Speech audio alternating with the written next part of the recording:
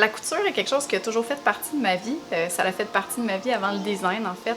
J'ai des amis d'enfance qui me disent qu'on faisait des coussins avec les vieux tissus de ma mère quand on était très jeune et je m'en souviens même pas. C'est quelque chose que je fais à temps perdu. En général, j'essaie de reprendre des vieux vêtements. Je les modifie, je prends des t-shirts que je rajoute pour faire des vêtements aux filles. À force de faire plein de petits projets, j'ai des retailles de tissus qui traînent au sous-sol depuis longtemps. Je les accumule toutes parce que je suis comme ça. J'aime pas gaspiller les choses, fait que je garde chaque petit morceau. Des fois, ça peut être juste un petit 4 pouces par 4 pouces, mais je me dis sur une poche, un t-shirt, c'est toujours utilisable. Pour le temps de la pandémie, j'ai décidé de faire des masques pour les filles comme elles retournaient à l'école. On a mis des photos sur les réseaux sociaux et ça a suscité quand même beaucoup d'intérêt. Ça donne que j'ai beaucoup de retailles de tissus pour les enfants avec des beaux motifs, donc je pense que c'est intéressant pour les petites familles de la région. J'ai même reçu une commande en fait pour une entreprise locale que j'ai décidé de faire avec des retailles de draps que j'avais. J'avais fait la housse de couette, il restait plein de draps gris. C'est exactement dans leur couleur, fait qu'on va les fabriquer en plus avec des choses recyclées. Ça rentre dans nos valeurs, ça rentre dans notre culture d'entreprise de réutiliser tout ce qu'on peut.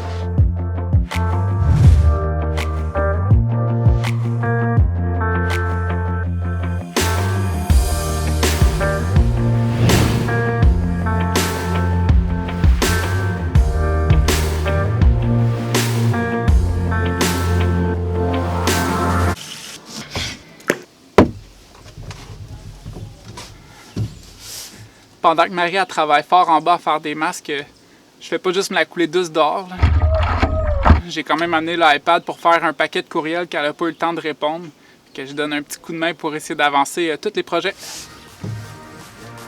Juste pour vous mettre en contexte, le bureau qu'on a commencé, qu'on vous a parlé depuis quelques épisodes, il est presque terminé. On est rendu à finaliser des choix de luminaires puis des accessoires comme ça. Sinon, il y a aussi un projet qu'on a fait de plan pour une cuisine. La personne veut également avoir un plan ou une idée pour une chambre d'enfant. Fait que ça, on s'y met tout bientôt. Sinon, vous avez peut-être vu dans les chaises qu'on a relookées récemment, là, les belles chaises en métal mid-century. La dame nous les a ramenées parce qu'elle voulait faire un ajout de coussin en arrière. Donc, au lieu d'aller voir n'importe quel rembourreur, elle a trouvé bon de venir nous revoir, nous, comme c'est nous qui l'avons trouvé en premier.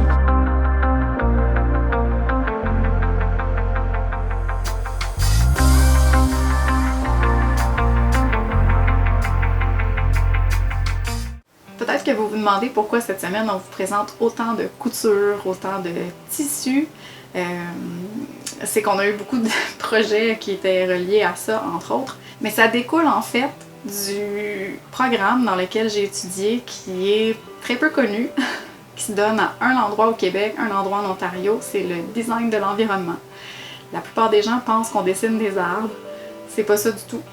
Le design de l'environnement, c'est plutôt de designer les choses pour leur environnement en pensant à leur utilité, à l'espace qu'ils vont prendre, à la fonction qu'ils vont jouer, aux couleurs qu'il va y avoir, à l'expérience que la personne va avoir en utilisant ces choses-là. Puis de moi, j'ai personnellement un gros côté environnemental qui n'est pas enseigné à l'école, mais j'ai besoin de savoir que ce que j'utilise, ça va pas aller au dépotoir, puis que ça va pas juste empirer le problème de l'écologie. Pour moi, la couture, c'est de venir intégrer tout ça dans le design de l'environnement parce que les vêtements, on les porte dans la pièce dans laquelle on vit. La maison est dans une ville dans laquelle on a besoin de réfléchir à l'organisation puis au design. Et c'est tout ça, le design de l'environnement. Alors oui, ça fait que cette semaine, on a fait beaucoup de masques, on a parlé beaucoup de couture. On pensait pas cette année offrir des masques dans la boutique, mais avec la pandémie, pas qu'on a sauté sur l'occasion, on a plutôt décidé d'offrir un service à la population parce que les masques que je produis, c'est avec des restants de tissus qu'on avait déjà à la maison. J'ai acheté que les élastiques qui sont en pénurie, mais tout le reste, je n'ai rien rajouté aux déchets de la planète, je n'ai qu'utilisé ce que j'avais déjà sous la main. Faut pas s'en faire. Si vous aimez pas la couture, on n'en vous montre pas à chaque semaine. C'était un peu spécial, on avait une grosse commande, mais là c'est terminé, ça a été livré. Les prochains projets qui s'en viennent, comme on est une petite entreprise, c'est toujours des surprises, mais à court terme, on a reçu un beau meuble des années 30 qu'on a à retaper. On a bien hâte de le commencer. Sinon, il y a aussi nos rénaux qui sont déjà commencés. On a fini le mur, si vous voulez retourner voir la vidéo, voir comment on a fait. Et on a de l'aménagement extérieur, comme les journées sont plus longues ces temps-ci, on en profite puis on travaille dehors, on a un module de jeu à installer. Si vous voulez nous suivre pour voir la progression de nos travaux à l'extérieur, n'oubliez pas de liker la page. Pas ça, c'est une page. De vous abonner à la chaîne. N'oubliez pas de boire votre lait et non, n'oubliez pas de liker la chaîne. Non, likez la vidéo. Likez la vidéo. Abonnez-vous à la chaîne et suivez-nous sur les réseaux sociaux. Pas ça du tout. À la prochaine! Ma vieille face. Oh, ta vieille face. Ma face de vieille. Comme ma mère aujourd'hui, elle a dit « Ta grosse mère s'en occupe ».